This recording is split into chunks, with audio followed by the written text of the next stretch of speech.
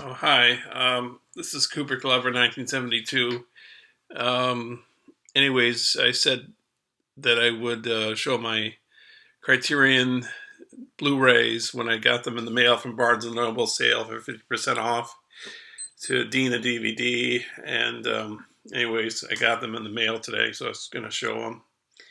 And then I have my birthday was a few months ago, and I got this Blu-ray box set from a friend of mine, so I'm going to show that too. Um, so I'll show the Criterions first.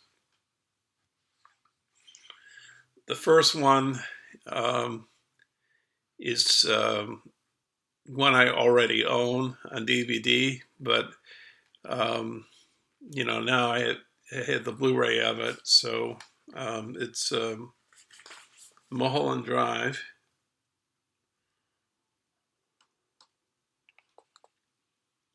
Uh, Bear with me. I'm trying to get this to work right. So, and I think Dina DVD showed this on his channel, but I don't know. I'll show it on mine. It's kind of tight. A few of these, maybe not just with Criterions, but like some other movies. The case that holds the movies. It sometimes it can be rather tight. The blue mysterious key in the movie, the cowboy, the guy at the Club Silenzio announcer, the woman in the like the box seat, saying Silenzio. I'm looking forward to this. Of course, I've seen it a few times, but it should look good. And I've a Eraserhead on Criterion as well, and then I don't know. I've been seeing films at the theaters and watching other things, and just haven't got around to it. So watching some of my Criterions that I bought. Okay, so the next one is by another filmmaker that kind of makes weird movies. That's David Cronenberg, and it's The Brood. Um, this one might have put David Cronenberg on the map, so to speak. His like style of filmmaking and everything. This one comes with a poster and a booklet on the well, not a booklet, but a readout. I agree with Dina DVD about the booklet thing. I really think that that's the way to go. It's much more classy and elegant to show a booklet, but sometimes the posters can be kind of interesting. Like I have Che, and it has a poster with it, and the poster's kind of cool.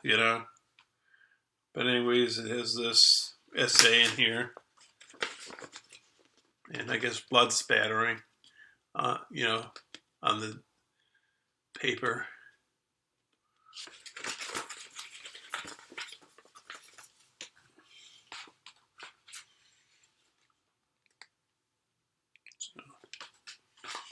Next one, Brian De Palma. I have a few of his films. I have Scarface, and I have Femme Fatale, which I've never watched. They say it's great, but I haven't watched it. A few of his others, Carlito's Way, which I like a lot. I have that on tape. I think I have a few other of his films, but anyways, I thought of buying Sisters. Maybe it's out of print. I'm not sure. Kind of interesting. Sisters, kind of how it parallels films like Rear Window, and they say this one, I think maybe is Hitchcock oriented to. Like I think Obsessed is sort of like a ode, not an ode, an homage to Vertigo, and Sisters is a homage in a way to Rear Window, and he's good like it.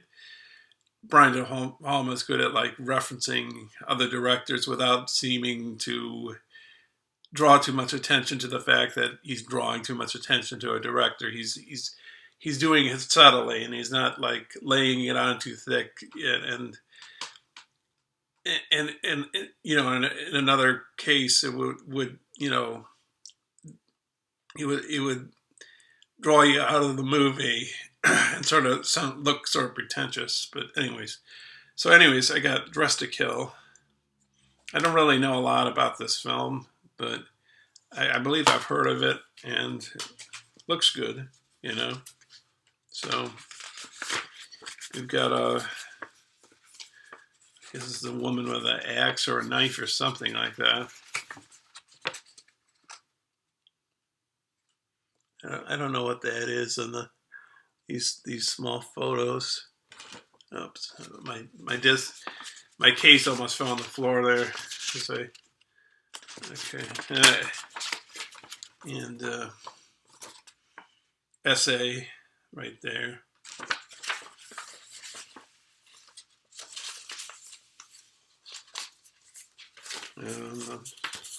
Not folding right. Okay, I guess I got fold. No, I don't think so. I don't know. I'm not folding this right.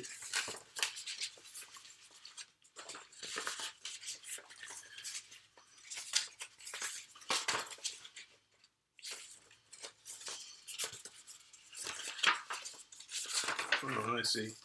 I got it now. Okay, so now I'll show the last Criterion, and then I'll get to the box set. So, you know, I'm on a Chaplin kick, I guess. You know, I've got 5 of his films now.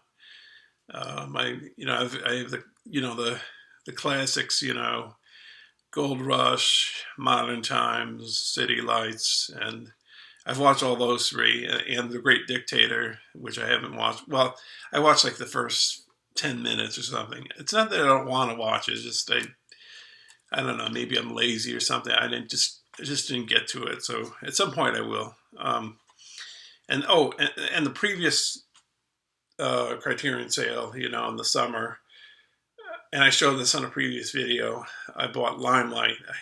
I still haven't watched it. You know, not because I don't want to, but I don't know. You know, most of my movies are in storage at a friend's house right now, and I think I'll be moving fairly soon, maybe within a few months.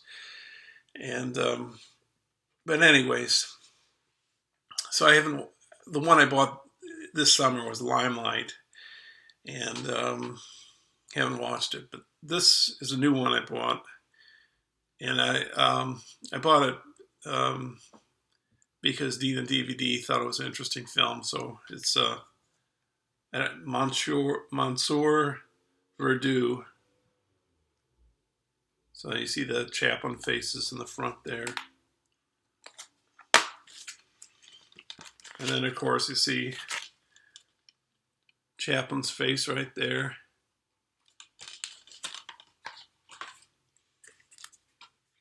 And I guess some female person in the cast. Nice booklet. I think the Mulholland Drive has a nice booklet too. Sorry I didn't show that, but maybe Dean already showed that. See that? Sympathy for the Devil. You know, Rolling Stone song, and the essay's written by Ignaty Vishnevetsky. He and I can't remember the woman's name, but they did a show for Ebert when he was nearing the end of his life on public television, and he was one of the reviewers. So,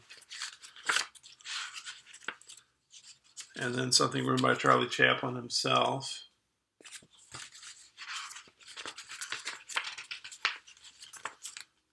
And then something by Andre Bazin. who I think is the guy that founded. I know I'm going to mangle I don't know French very well, but it's Cajeda Cinema. Correct me. I probably pronouncing that wrong. So there you see Chaplin.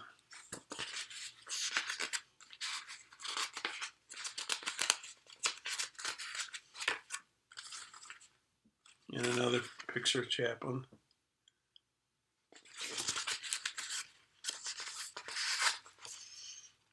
And then a picture of Chaplin and some people.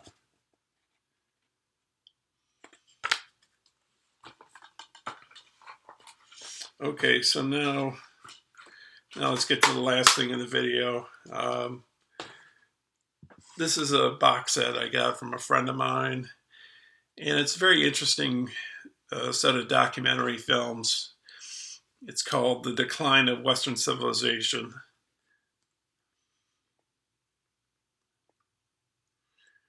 And basically, it details 3 different decades: the late 70s, early 80s, the late 80s, and about the mid to late 90s. The first part's about the punk movement in LA and, the way they live. And second one is about the metal years. And the second part, probably a lot of people, well, at least people like me, would be familiar with, like Kiss and Aerosmith and well, I don't know if I've listened to a lot of those bands, or I don't know, but like Poison's another. I don't know if I really listened to Poison, or Ozzy Osbourne's another guy. I like listening to music, and I don't know if I'm a connoisseur of heavy metal or whatever, but it's an interesting set of movies. So here's the first one,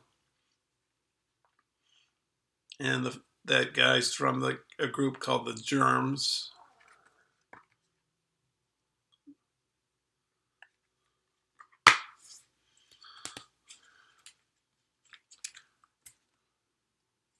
I'll take the disc out.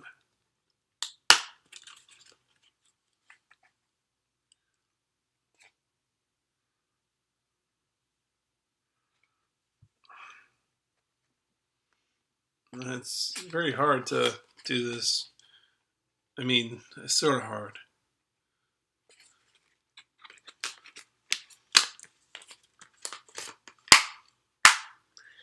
Second one. Yeah. I'm still watching some of this. It's got a bonus disc. That's what I'm watching right now.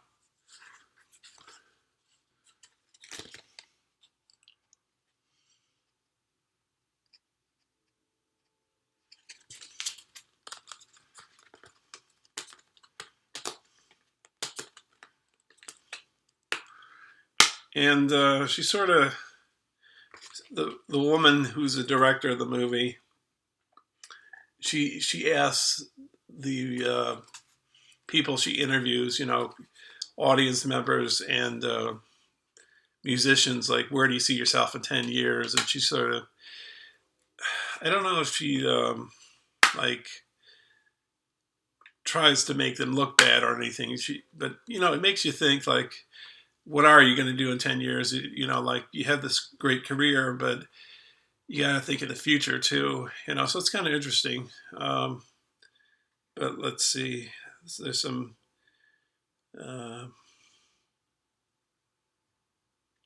let's see, you got, if I can do this right, Ozzy right there, and Steven Tyler right there, and this guy right here is, I don't know Poison really, but Bret Michaels.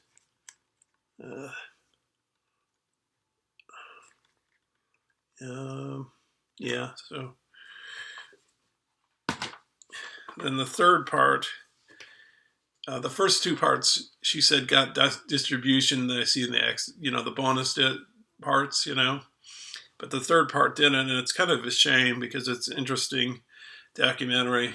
It's the third, part three, and it's about young people that live in LA. They're basically squatting in old tenements, and they're homeless, and they're taking drugs and alcohol and being violent, and they come from like broken homes, a lot of them, and she says that she's, of all the films she's made, she's the most proud of that, So it's kind of depressing, but fascinating at the same time.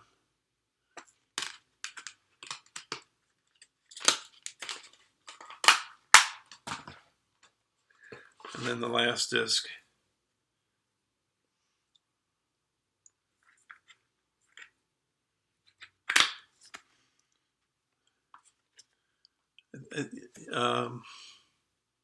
Here she is right here.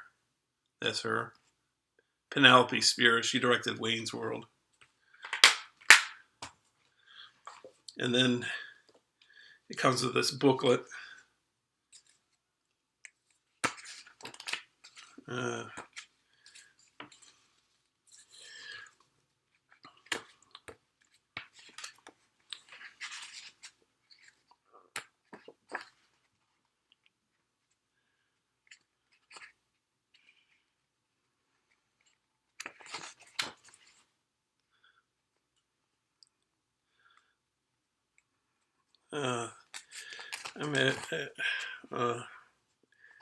Here we go.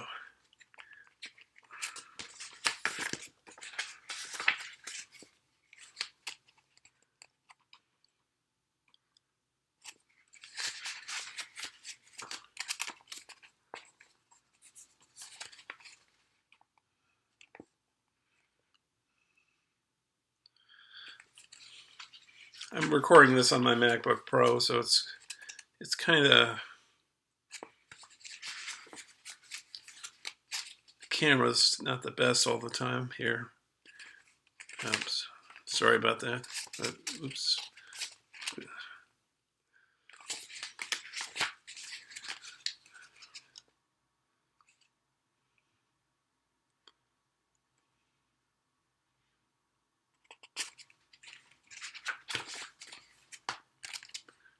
And there she is again with, I think it's, I can't tell.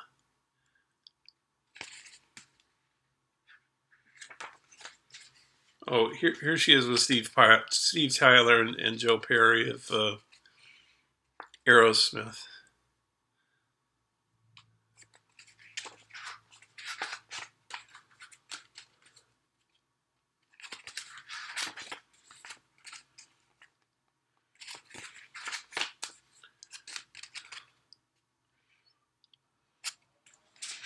Some of it can be pretty depressing. There's not just the third movie especially, but the other ones too. But it's fascinating.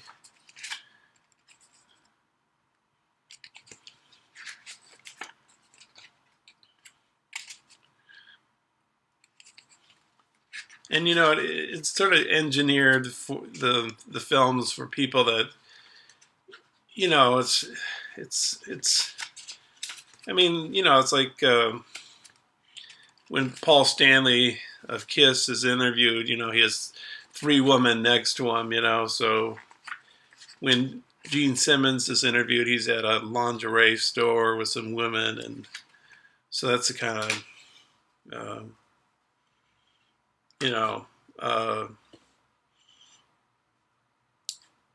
what it looks like in the movie, so. And they also, like Ozzy Osbourne talks about, like, what maybe the great things that happen, when you become a rock star, but then the harsh realities as well. So, I don't know. I generally watch, like a lot of foreign movies, and a lot of, Hollywood films and independents. But, this is pretty fascinating. So that's my haul.